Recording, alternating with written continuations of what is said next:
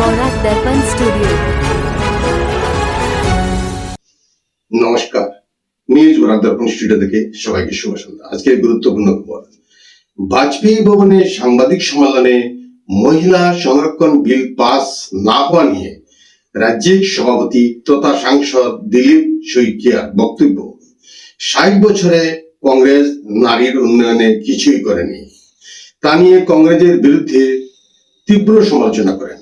তিনি অভিযোগ করেন, অনুচ্ছেদ ৩৭০ থেকে ৩ তালাক সবকিছুতেই কংগ্রেস বিরোধিতা করেছে। ২০২৯ লোকসভায় ৩৩% নারী সংরক্ষণ আনার প্রতিশ্রুতি ছিল বিজেপির। বিজেপি দাবি করেছে দেশের উন্নয়ন ও নারী শক্তির শত্রু কংগ্রেস ও তার মিত্ররা। আগামী ২৩ এপ্রিল গৌহাটিতে বড় প্রতিবাদ কর্মসূচির ঘোষণা করেছে বিজেপি। কংগ্রেস ভুয়া ও অবাস্তব প্রচার করেছে বলে অভিযোগ। তিনি মন্তব্য করেন, কংগ্রেসের ইতিহাস নারীদের অপমানের ইতিহাস। ওবিসি ইস্যুতেও কংগ্রেসকে সমালোচনা করেন। দ্রৌপদী মুর্মুর মতো আদিবাসী নারীকে ভারতীয় জনতা পার্টি এনডিএ জোট রাষ্ট্রপতি করেছে বলে উল্লেখ করেন।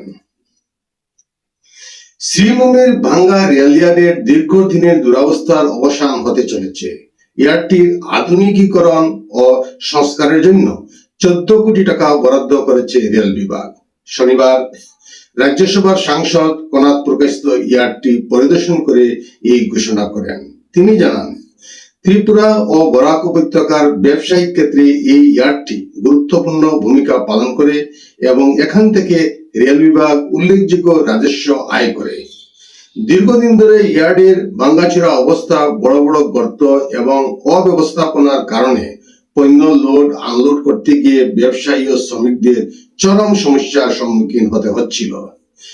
এই নিয়ে শিলচর পোর্টগ্রেন্স মার্চেন্ট অ্যাসোসিয়েশনের 2021 সাল থেকে রেল কর্তৃপক্ষের সঙ্গে যোগাযোগ করে আসছিল। অবশেষে সমস্যার সমাধানে উদ্যোগ নেওয়া হয়েছে এবং আগামী 6 মাসের মধ্যে সংস্কার কাজ সম্পন্ন করার আশ্বাস দেওয়া হয়েছে। আজ গৌহাটিতে বিরোধী ঐক্যমঞ্চের একটি গুরুত্বপূর্ণ বৈঠক অনুষ্ঠিত হবে। খানাপাড়ার গ্রিনউড রিসর্টে অনুষ্ঠিত হবে এই বৈঠক। 126টি আসনের বিরোধী প্রার্থীরা এই বৈঠকে উপস্থিত থাকবেন। সন্ধ্যা 6টায় বৈঠক শুরু হবে। নির্বাচনের পর এই প্রথমবার সব বিরোধী দল একসঙ্গে বসবে।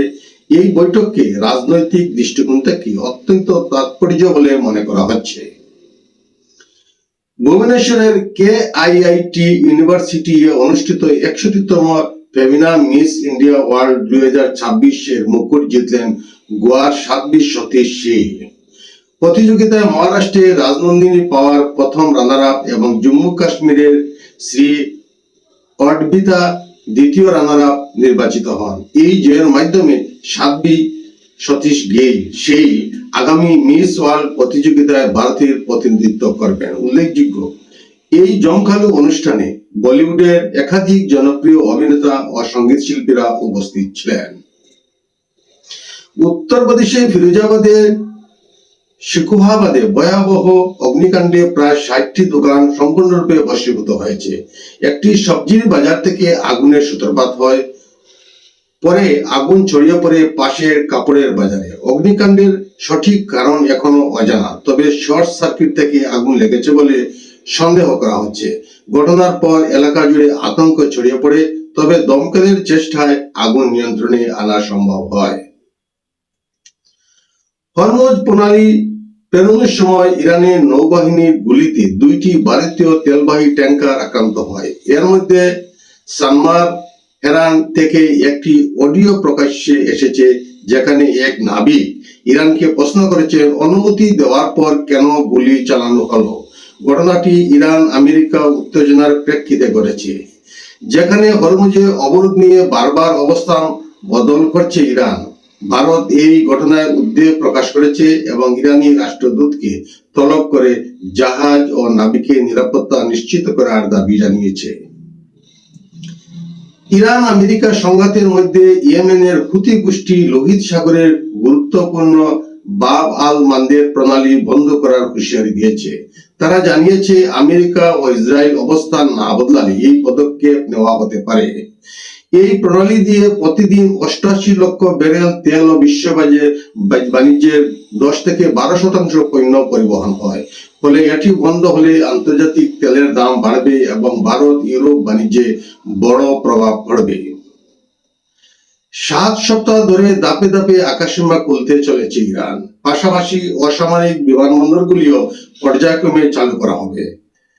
4 ধাপে এই প্রক্রিয়া সম্পন্ন হবে। প্রথমে বিদেশি বিমানের উড়ান, তারপর পূর্বাঞ্চল, এরপর মেহরাবাদ বিমানবন্দর ও ইমাম খামেনি আন্তর্জাতিক বিমানবন্দর, শেষে পশ্চিমাঞ্চলের বিমানবন্দর চালু হবে।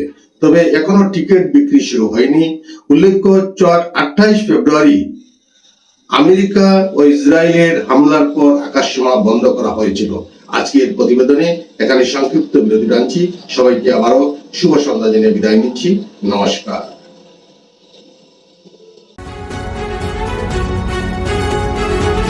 न्यूज बोरा दर्पण स्टूडियो।